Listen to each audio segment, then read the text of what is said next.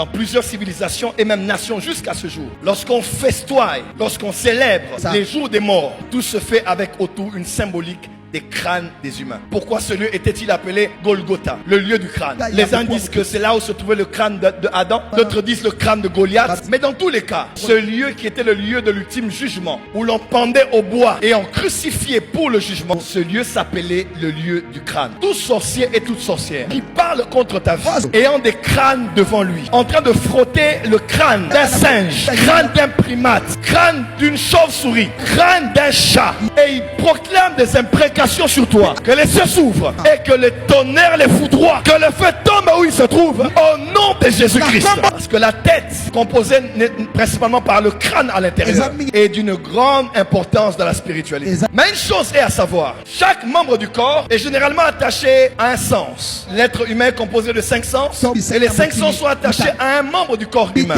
Les yeux, on parle du sens de la vue ou de la vision. Les oreilles, on parle de l'ouïe ou de l'audition. La langue, on parle du goût.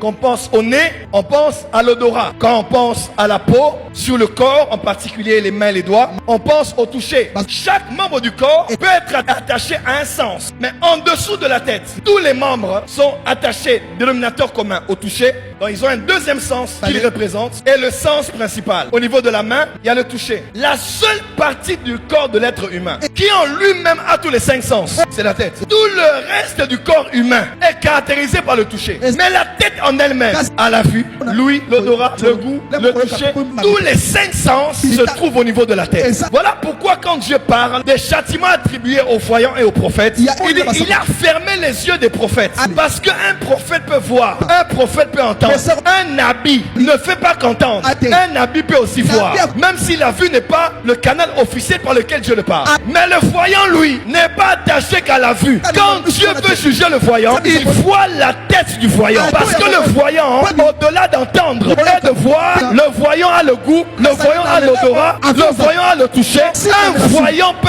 entendre Dieu de plus de manière qu'un simple prophète. Là où le nabi travaille avec 2 sens, le voyant travaille avec 3 autres. Il peut sentir, discerner, il peut goûter. Je prophétisais pour quelqu'un un jour, j'ai mangé à sa table et quand j'ai mangé, le goût de la nourriture m'a donné la prophétie. On fait la délivrance de quelqu'un, on sent l'odeur. On sent l'odeur de la mort et on sait exactement que c'est l'esprit de mort. On prophétise pour quelqu'un, on regarde seulement comment il est. On voit la lumière qui luit sur lui et on sait qu'il a peu d'années à vivre sur la terre. Des fois on veut donner un message, le message ne vient pas. Jusqu'à ce qu'on dise à quelqu'un, touche-moi. Touch and prophesy. Pourquoi? Parce que le voyant, ça va avec les 5 sens spirituels. Parce que la tête est tellement importante qu'elle a sur elle tous les sens. Ainsi quand le diable veut vraiment t'attaquer, c'est la tête qu'il va attaquer.